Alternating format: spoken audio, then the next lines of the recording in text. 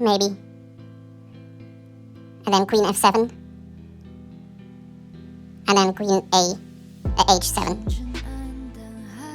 Try this one more time. Ooh, finally we can go bonk cloud.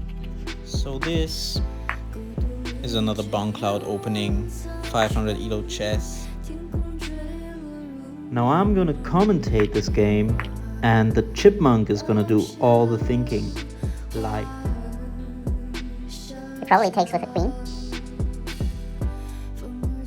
But then I'm okay. He attacks first.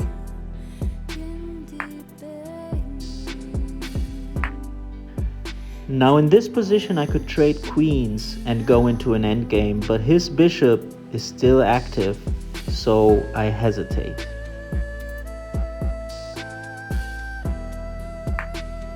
I'm leaving the queen trade open.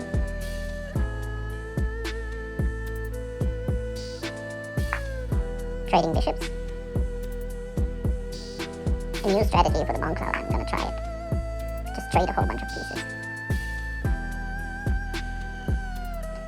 And have the king out for an endgame.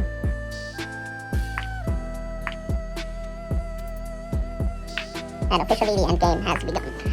Okay.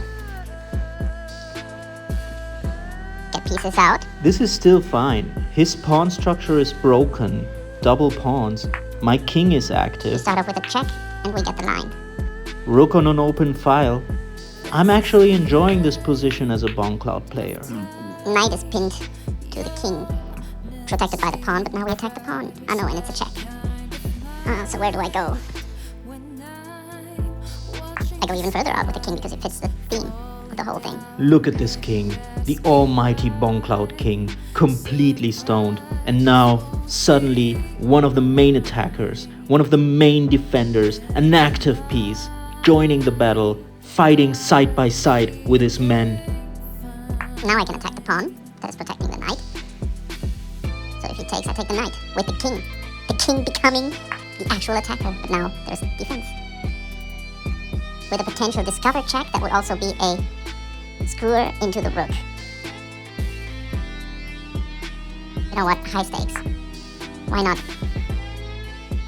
Although he takes and it's a discover check, I have forgotten about that. And he has forgotten about that too, so I'm going to punish him for that. Double attack on both rooks. But we have take with an attack on the rook, but we're under check. It was a triple attack at the end. What a mighty knight. What a mighty knight indeed.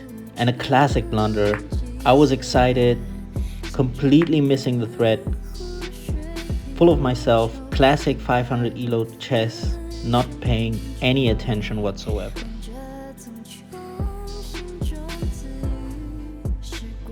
Still, he can take the rook, of course, but otherwise I would have lost even more material, I think. Because if I take a knight, then he takes my knight.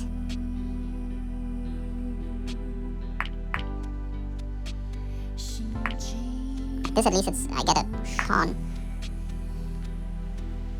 Now look at this, I blundered the rook, but somehow it's still playable. Free pawn. We're already deep into an endgame. His knight is basically asleep, not doing anything. This kind of stuff can happen with the bonk cloud.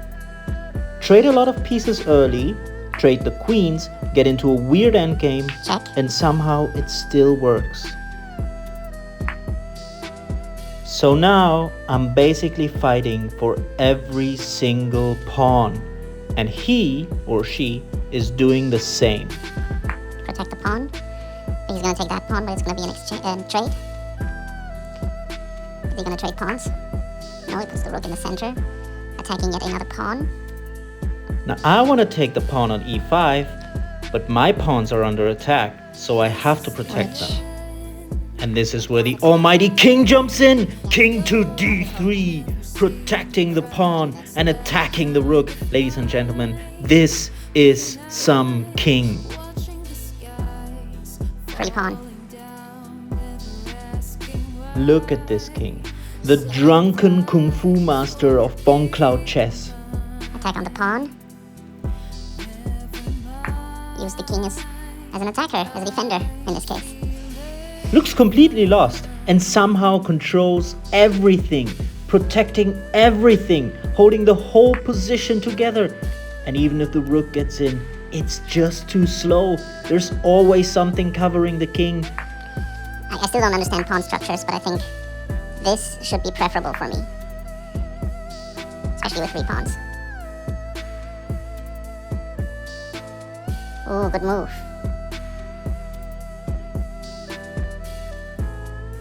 Triple attack of the knight.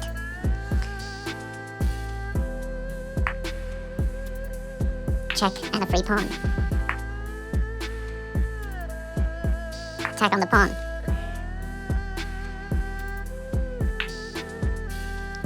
Okay, I guess I have to sacrifice the knight. Take the pawn with check. Get out with check, thank you for that.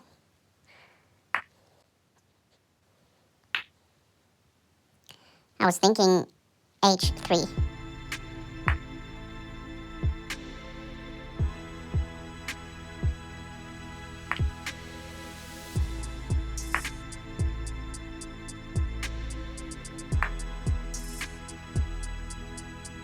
He still has an attack on the pawn on g3.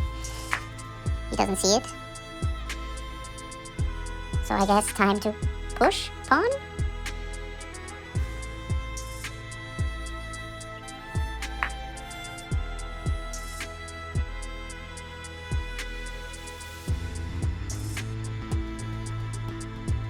Knight d7, is that an idea? Now the idea behind knight d7 is preventing rook d7 or rook d8. However, I'm a beginner. Maybe. That being said, the knight was indeed protecting both pawns, and that's when I realized that my pawns might just be rocking and rolling. Do I just win by the sheer overwhelming power of pawn breaks? Which one is the one I have closest?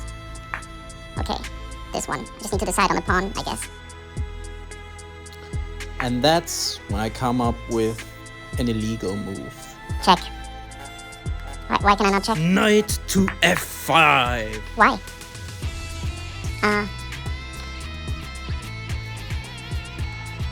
Okay, next pawn, which is protected by the knight now.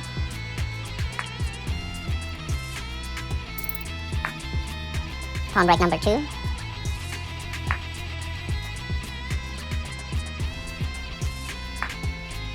Guarded by the king. Now at this point I'm getting anxious. 44 seconds on the clock. Taking the pawn would be check, so I need to do this. And not only does the knight protect from this check, but it also prevents the king from moving forward. It's escorting the pawn to queen without me realizing, of course. Maybe with my king as defender.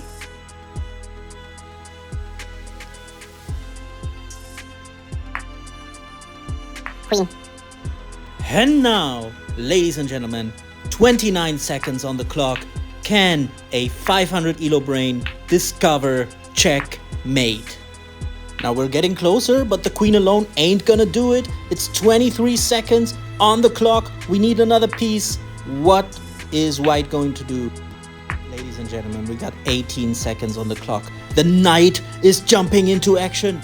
Here comes the pawn. Do-do-do-do. Here comes the pawn. It's alright. I could have taken with the queen. Now, despite blundering queen takes rook, I want you to notice I'm pre-moving everything. 13 seconds on the clock. 13. 9 seconds. 9 freaking seconds on the clock. Maybe. My heart is pumping. And then queen f7. And then queen h7. Now, the only thing I'm worried about in this position is the rook as a defender. But how do I get rid of the rook there? What can he do? What can the rook do? That's the real question here.